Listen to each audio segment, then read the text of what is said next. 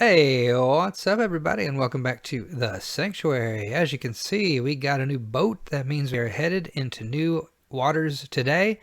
I'm still going to be Professor C. We're still going to be talking about anatomy, but I'm going to start the nervous system discussions now, beginning with the very fundamentals of what is a neuron and what do they do. So let's check it out. All right, now we have finally made it to my favorite section, which is the nervous system. But it is the most complicated system that we learn about in A&P. So it's always hard to figure out exactly where to start and how much to tell you. So I'm going to start at the very beginning with some of the images you're seeing here of nervous cells firing and sending signals to other nervous cells. We're going to start with neurons. So there are two types of cells that we find in the nervous system. The ones, again, that you can see here that I'll primarily focus on today are called neurons. Now these are the ones that are excitable, irritable, and if stimulated correctly, you can propagate electrical impulses, that is, push them down the wire, so to speak. And another name for electrical impulses is action potentials. And if those action potentials reach the end of the road, sometimes you can see neurotransmitters released from the end of these cells to help carry signal to other cells. The other group of cells we're going to see in next lecture is called neuroglia. These are support cells that support the neurons. Now, glia itself means glue, so neuroglia would refer to nerve glue, and that kind of makes sense when you think about their function of support. But let's focus on neurons today and do the neuroglia in the next one. So some characteristics of neurons. They are amitotic, largely. There are some exceptions, and when we get into some regenerative powers of these tissues, I'll make some specific points. But in general, we say that neurons are amitotic. That means they don't divide when they are fully formed adult cells. Neurons are long-lasting. That is, they can outlive you, of course, and you've known this. Animals live beyond 100 years, humans live beyond 100 years sometimes, and the nervous system is still functioning. Not perfectly, of course, but these neurons do have a long-lasting lifetime. High metabolic rate, they're needing a constant supply of oxygen and sugar to keep them running.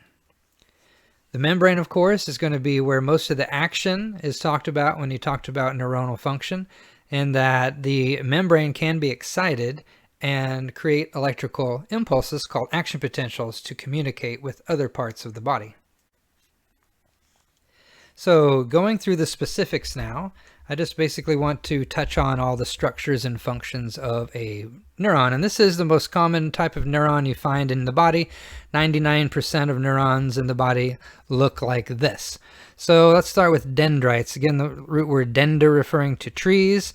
If I could halo some of these processes, like right there and right here and right here and right here, these cellular processes that are sticking out from the main body, these are the dendrites.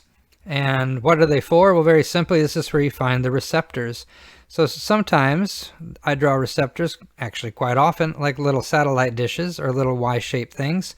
They don't actually look like that, but it gives me something to remember when I'm seeing my notes that, hey, there's where the receptors are, and they're going to pick up information from some other place. We'll just say it like that right now. And they can take electrical potentials, that is action potentials, sometimes called nerve impulses, toward the main body of the cell. So I can draw a few arrows like this, showing that electricity will flow toward the main body for further processing. The cell body itself, and there are other terms for that out there, so be careful. Soma always refers to a body, so when you see the soma of a cell, you're talking about the main part of it, the body. Carry-on is another term for it. It's kind of old-fashioned, but peri means around, and a carry-on is simply the old word for nucleus. So something that's around the nucleus would be the cell body. So what I can do is I can highlight this metabolic center, and again, this is where you find a lot of the cytoplasm. You find the nucleus in here. If we could see, which we can't here, we could see a well-developed nucleolus inside, a place for regenerating bits of RNA and so forth. They have essentially the same organelles as other cells. You know, you'll see a Golgi apparatus floating around up here. You'll see some smooth ER. You'll see some rough ER. I can put some dots on there to show the ribosomes. You'll see lysosomes and peroxisomes and other structures strung throughout the cell, but we usually don't care about that too much whenever we're talking about neuronal function, so we very rarely do we even discuss it in any more depth. Sometimes, though, you'll hear about Nissl bodies. It's not a special type of organelle or anything, but it is the rough ER and the ribosomes that are associated with it. If you stain it a certain way, they appear a certain way, and they're sometimes referred to as the Nissl bodies of the cytoplasm. Of course, this is where we're also going to make neurotransmitter, being that this is the metabolic center. You will create neurotransmitters here. You may secrete them from the totally other end of the cell, but you will produce them here and ship them down toward the other end later. At some point in the future, right now it's not going to be so important to us, but when we see clusters of cell bodies, they take on a different term. If we see a cluster of cell bodies in the central nervous system, that would be the brain and the spinal cord, we call that a nucleus, unfortunately, another term that's been reused too often. Again, plural is nuclei. So when you hear that in the nervous system chapter, you're probably talking about clumps of cell bodies more than the center of the cell body, right? It's a very strange term, I understand. Now, in the peripheral nervous system, all the parts of the nervous system that are not brain and spinal cord, a clump of these cell bodies is referred to as a ganglion, pluralized as ganglia. So that will become important later to us, but I want to bring it up now because it's relevant to this discussion. Now right here, I'm going to go ahead and if you look at the picture, this little triangular area right down there where the cell body narrows to a fine fiber. This is called an axon hillock, right? A small hill that leads off to the axon, which is the long part of the neuron.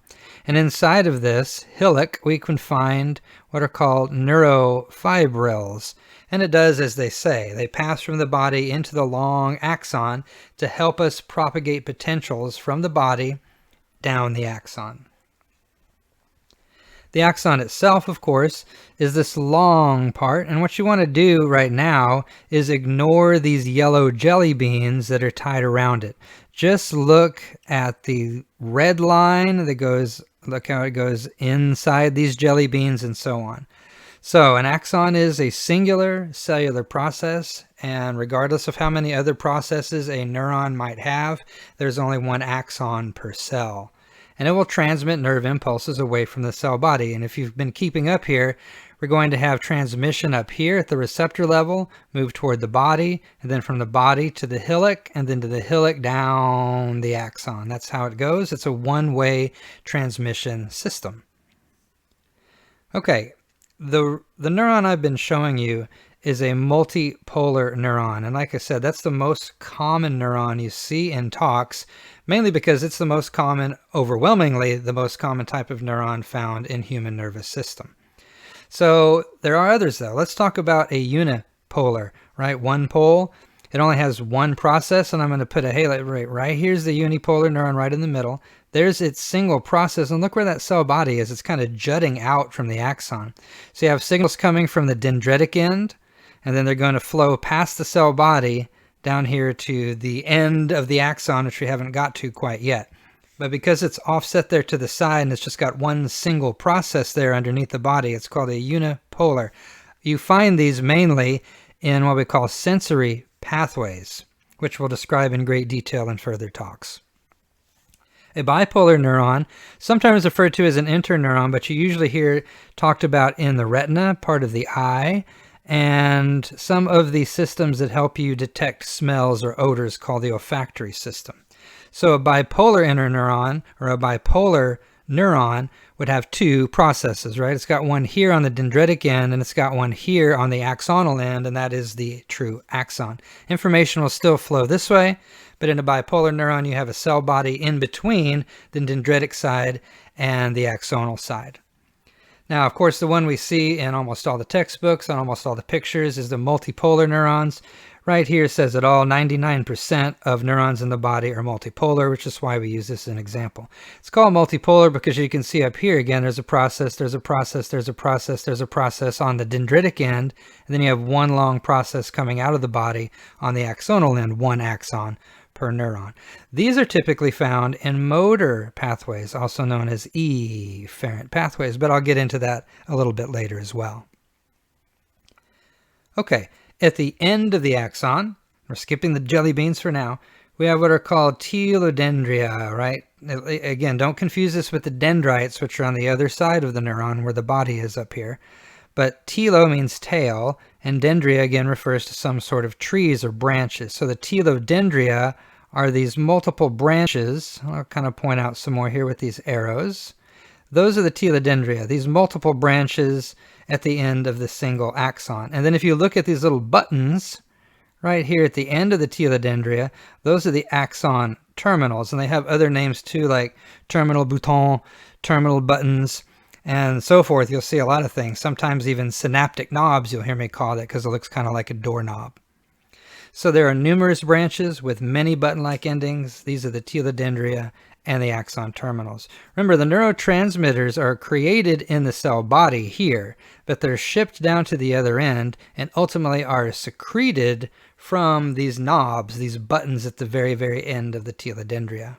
This is going to let us attach to other cells. Imagine another cell being here, and another cell being here, and another cell being here, and it's waiting for some kind of a signal from this neuron right here. Okay, what are the jelly beans then? Well, they're called myelin sheaths. Myelin sheaths, a sheath, right? Like you put your knife in a covering called a sheath. It's kind of implying something's wrapping around the axon. So myelin is a fatty substance. It's a lipid.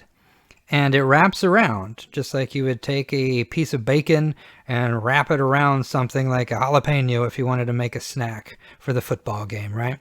They are kind of pale colored, whitish colored, and they often are seen segmented with gaps in between. And the easy function to remember, these are just insulation for the axon.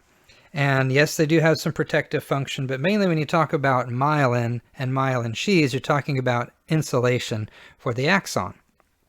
Because it's got a pale color, it's kind of whitish, kind of yellowish, it's referred to as the white matter in the nervous system. So if you are not myelinated, right, if you have axons that are unmyelinated, means they do not have these fatty wrappings, they're not whitish, and they are usually referred to as gray matter neurons.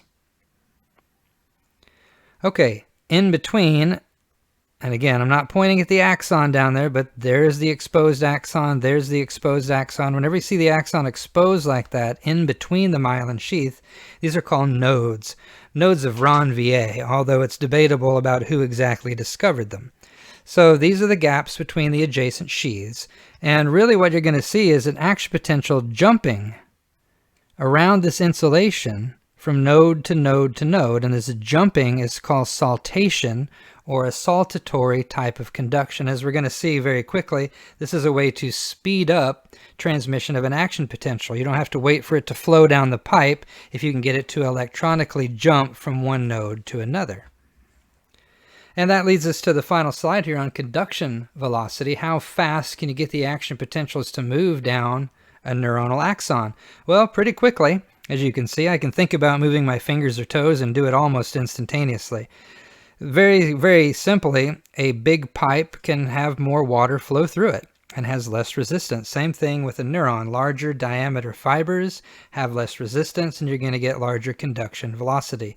Same is true for instances of saltatory conduction. When you have the white matter, when you have the myelin sheaths wrapping around the axon, it increases velocity of those action potentials by over 30 times. So not just a little increase in velocity, but a whole lot of increase in myelinated fibers versus the unmyelinated fibers.